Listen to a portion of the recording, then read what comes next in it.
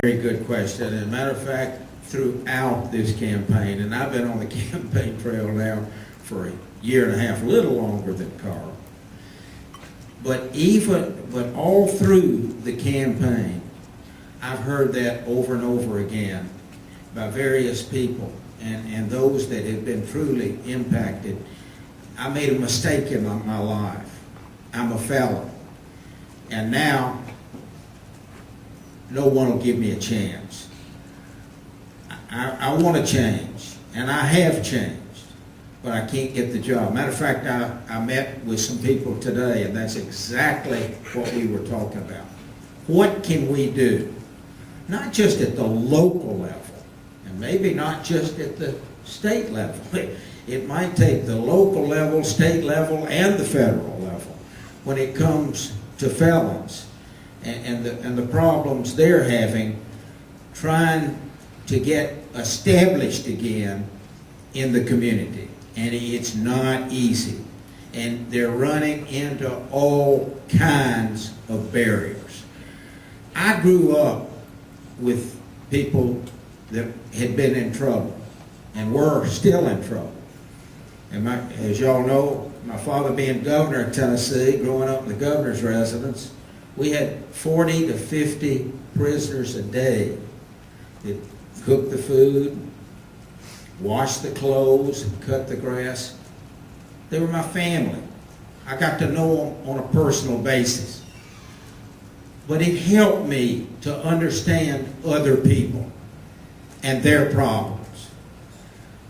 And that people can change. And I truly believe that people do change and want to change.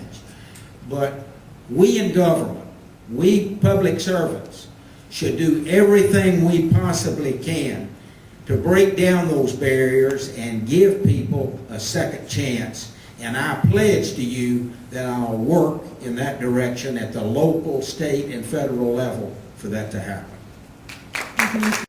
I did today is I spent some time with Chief Surpass talking about juvenile crime because it's an issue in this campaign, and I wanted to hear his thoughts on it. And one of the issues we face, not only at the juvenile level but also at the adult level, is recidivism, repeat offenders. So if you look at the humanitarian interest that we have in seeing somebody who's made a wrong choice in life getting back on the right road, that is certainly an interest. But it's in our interest in terms of public safety, and it's in our interest in terms of our financial well-being to try to reduce recidivism, to try to stop the revolving door of people going in and out of jails. And, programs that do that we need to support. And one of the challenges that we have in Nashville, having the state capitol here is a wonderful thing, but one of the challenges that we have in Nashville is that there are several state prison facilities here. And there are a lot of inmates released in Nashville. And we need to make sure that the state is helping us in the local government and also helping the local nonprofits handle that situation in the best possible way. There are nonprofits such as Dismas House that help former offenders. There's a group called Reconciliation Ministries that works with the children of offenders and the families of offenders so that family units are held together during a period of incarceration. That's the time when, if you can do that, that is generally found to reduce recidivism. I think that's a wonderful thing. Second Chances is a representative here from Second Chances tonight, another group that helps people integrate into society. We need to work with those organizations, and I do think we have a very legitimate question to the state is you can do more because this is an issue for Nashville in terms of our public safety and our economy, so please help us.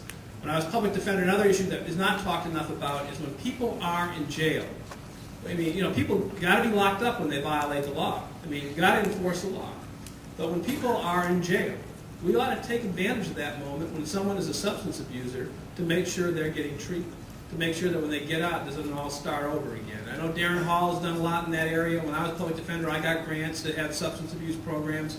I had a women's center program that dealt with women who needed help, and a lot of them got their lives in better condition as a result of that. We had a family support program. Some people are going to go to jail for a real long time, and there's not much you can do. But those who are going to get out, they're going to get out, and we ought to get them out in a way where they're not going to be addicted to drugs on day one, or they're not going to be without a job on day one, so the revolving door can just stop. Thank you, Mr. Dean. We've talked a little bit about this. What I would do is I think we need to implement the disparity study that's been done. I mean, there have been two studies done, one at the end of the Bredesen administration, and one during the Purcell administration. And I believe we're at a point where those recommendations need to be adopted, and I would work to get that done. Now, some of the things that need to happen is this. We need to make sure that when a Metro is awarding contracts, and we do it really from one department, it's the purchasing and contracts, go through finance, is that the public is aware of it. And that people who have businesses, small businesses, minority-owned businesses, are aware that this process is going on so they can compete with those contracts. It is definitely something that we should do in terms of paying our bills promptly.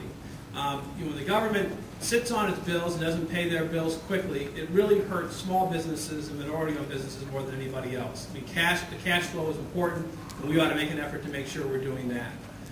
There are probably ways at the beginning of the process where we can look at making contracts smaller, large contracts smaller, so that more people can participate in the bidding process instead of having huge contracts that only large corporations can participate in. I think the government can be more proactive in working on insurance requirements to help small and minority businesses work through insurance requirements. And then I would like to have this group of advisors in the first 30 days get this set up to help me work through issues regarding minority and small business, so that we're doing the very best that can be done, so that we are sort of a model for other cities. Now, there are other cities to look at that are doing well: Baltimore, Atlanta, Jacksonville, and we should try to follow those cities. And I am committed to doing that. And that's how I would approach it. I think, the stories that were in the Tennessean 2 or 3 months ago regarding Metro contracts, it's an embarrassment for the city. We need to do better, and I think we can do better. Disparity studies. I don't know why Metro has been so slow to react. They should have reacted long before now, but they didn't. So what we have to do now is correct irregularities, correct the disparities, correct the unfairness and the discrimination, and I'll do everything I can. And as I pointed it out, matter of fact, in my opening comments about bringing in the department heads and getting their attention, and have a director of law and a director of finance that's very sensitive when it comes to Metro contracts and how they're awarded. Drug use is horrible. I grew up at a time you didn't have the drugs.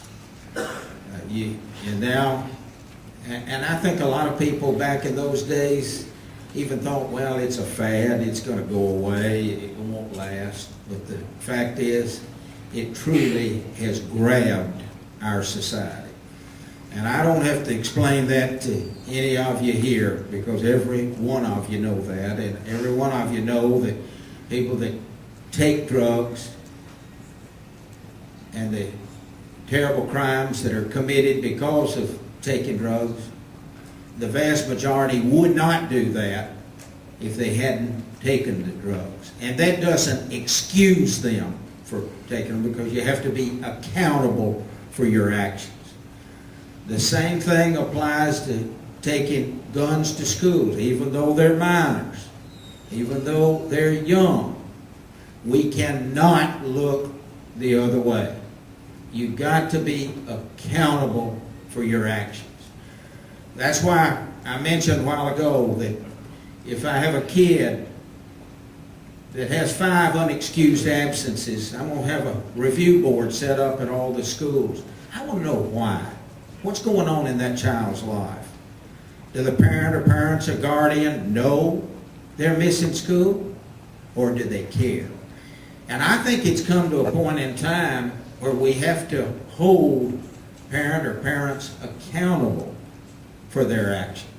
If the kids are just running the streets and committing the atrocities and not going to school, we need to know why, because we've somehow got to bring that family structure back together again that's been so severely damaged and divided. Thank you very much, Mr. Clark.